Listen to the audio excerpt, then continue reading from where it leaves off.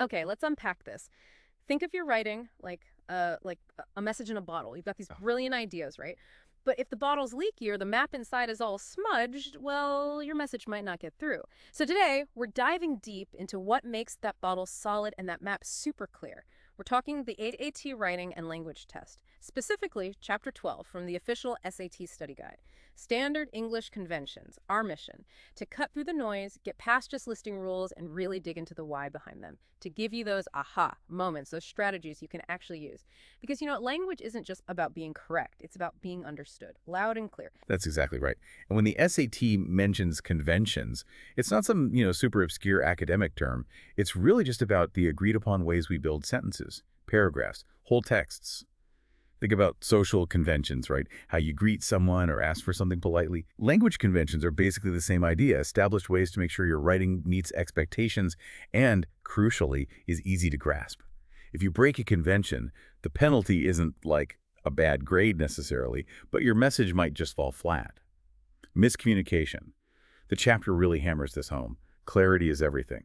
And for the SAT, these conventions pop up consistently across three main areas: sentence structure, usage, and punctuation. Right, so it's less about a grammar checklist and more about preventing misunderstandings. That's a really important way to frame it. Which leads us nicely into that first big category, sentence structure. This is where it gets really interesting. Testing if you can spot and fix how sentences are put together, like being a word architect. Absolutely. Sentence structure is the bedrock, the foundation of your message. And one of probably the biggest areas is sentence boundaries. Those classic fragments, incomplete thoughts trying to pass as sentences, or the opposite problem, run-ons and comma splices, where you've got independent clauses just jammed together without the right connection, like a proper conjunction or punctuation. The SAT wants you to find those and fix them. And the trick is, they often hide inside longer, more complex sentences. You always got to ask yourself, okay, does this part have a subject doing an action? Can it stand alone? If not, maybe it's a fragment. And if you see two standalone sentences joined only by a comma, that's a comma splice. Yeah, I can definitely see fragments and run-ons being major traps. What other kinds of structural things tend to trip people up? Well, another common one is subordination and coordination. This is all about how different parts of a sentence connect logically. Are you making the main idea clear? Or is it getting buried under a pile of less important clauses? Then there's parallel structure, which is actually kind of elegant, really. It's about balance, rhythm. When you list things or compare them, they need to be in the same grammatical form. The study guide has that great example. She likes running, swimming, and to go on hikes. See how to go on hikes breaks the pattern. Yeah, it sounds clunky. Exactly. The easy trick, make them sound alike. So running, swimming, and hiking. Keep that ing form consistent. That's a neat trick, the sound-alike thing. And I bet modifier placement is another area where things can go wrong, meaning-wise. Misplaced modifiers can totally change what you're trying to say. Oh, absolutely. And sometimes in pretty funny ways, Think about the example they give. After paying for costly repairs, the car still broke down. Logically, the car didn't pay, right? That first phrase, after paying, is dangling because it doesn't clearly connect to the car. The key thing the SAT does here is often put the wrong subject right after that opening phrase. So always mentally check. Who or what is doing the action in that first bit if it doesn't match the subject that follows? Red flag, error found. Okay, so if the action in the opener doesn't logically link to the noun right after it, that's the signal. That's a fantastic, really actionable tip. What about keeping things consistent within the sentence? Ah, yes. Consistency. This is huge. The SAT is big on avoiding awkward, unnecessary shifts. We're talking shifts in verb tense, jumping from past to present for no reason, shifts in mood or voice. And also shifts in pronoun, person, and number, like starting with you and then suddenly switching to one. Any unexplained shift like that, it's usually a problem, makes the reading experience jarring, confusing. Think about describing a historical event. You start in the past tense, you should probably stay in the past tense, unless you have a very specific reason to switch, which usually isn't the case on the SAT. They want smooth, logical flow. So basically, if it feels weird or bumpy to read, it's probably got a shift issue. Makes sense. And it's great that satpractice.org has specific drills for all these structural points. That practice is key. Now that idea of precision really flows into our next big section, doesn't it? Getting the right word in the right place, what the SAT calls conventions of usage. Exactly. Usage zooms in on word choice and how words interact. One of those frequent issues here is pronoun clarity. We use pronouns like it, they, his, her all the time. But if it's not perfectly clear who or what they refers back to, you've got ambiguity, the classic example. Michael gave Stephen his book. Whose book? Michael Stevens. It's unclear. The SAT wants you to rewrite that for absolute clarity. Maybe Michael gave his own book to Stephen, or Michael gave Stephen the book that belonged to him, Stephen. You have to eliminate the doubt. Can you think of a real-life situation where an unclear pronoun could cause, like, actual problems? Oh, totally. Imagine a contract or, even just an important work email. If it or he is ambiguous, it could completely mess up who's responsible for what. Could be a nightmare. And what about those words that sound the same but mean different things, the bane of everyone's existence? Ah, yes. The dreaded possessive determiners and frequently confused words. This is your its versus its, your versus your, there. The key here is really just memorization and understanding the function. It's always means it is or it has, always. If you can't plug in it is, then it must be the possessive its. Right. Same logic for you are, and there, they are, and there's the place. Then you get pairs like affect and effect. The easiest way I remember it, affect is usually the action or influence, think A for action, so it's often a verb. Effect is the end result, think E for end, usually a noun. If you affect something, you cause an effect. That's a really handy mnemonic. Okay, what about when words just don't grammatically match up? That brings us straight to agreement. Two main kinds here, subject-verb agreement and pronoun antecedent agreement. Simple rule. Plural subject needs a plural verb.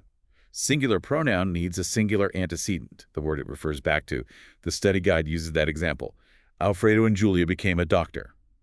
Well, Alfredo and Julia is plural, right? Two people, so it needs to be doctors, plural. The SAT loves to trick you here by sticking long phrases between the subject and the verb, trying to distract you. My tip, mentally cross out those interrupting phrases. Find the real subject and the real verb and see if they match up. That's smart. Just isolate the core subject and verb. Ignore the fluff in between. What else is under the usage umbrella? Okay, two more quick ones. Logical comparison. This is super important for making clear sense. You can't compare apples and oranges, right? Right. The SAT checks that you're comparing, like, things. The source points out the error in the cost of living in the city differs from the suburb. You're comparing a cost to a place. That's illogical. It should be the cost of living in the city differs from that in the suburb. Now you're comparing cost to cost, using that to stand in for the cost. Much clearer. And finally, there's conventional expression. This is a bit fuzzier, but it's about using language in ways that just sound right, following established idioms and phrasing that fluent speakers use naturally. Got it. So usage is all about that word-level precision, making sure everything fits together correctly and logically. And like you said, satpractice.org has practice on these too. All right, on to our final major category. It might seem like small details, but it really packs a punch. Conventions of punctuation. The road signs for your reader. Absolutely. Punctuation is subtle but powerful. It guides the reader, tells them where to pause, what's important. The test looks at end-of-sentence punctuation, obviously periods, question marks, exclamation points. One neat point the guide raises is about indirect questions, like, he asked whether I could come along. That sentence reports a question, but it's not a direct question itself, so it ends with a period, not a question mark. Oh, that's a good one. I can see how that could catch people out. What about punctuation inside the sentence? Yeah, that's where commas, semicolons, and dashes come in. Knowing when and when not to use them to separate clauses, phrases, items in a list, it's crucial. And speaking of separating and clarifying, possessive nouns and pronouns are key. Just the placement of an apostrophe changes everything, right? Students is plural. Students means one student owns something. Students means multiple students own something. It seems tiny, but getting it wrong changes the meaning completely. It really does. It's like that classic, potentially fatal difference between let's eat grandma and let's eat grandma. Punctuation saves lives. Exactly. Perfect example. It's not just about arbitrary rules. It's about making meaning clear, sometimes critically so. The test also covers items in a series, using commas correctly to separate things in a list, and sometimes semicolons, especially if the items in the list already have commas within them.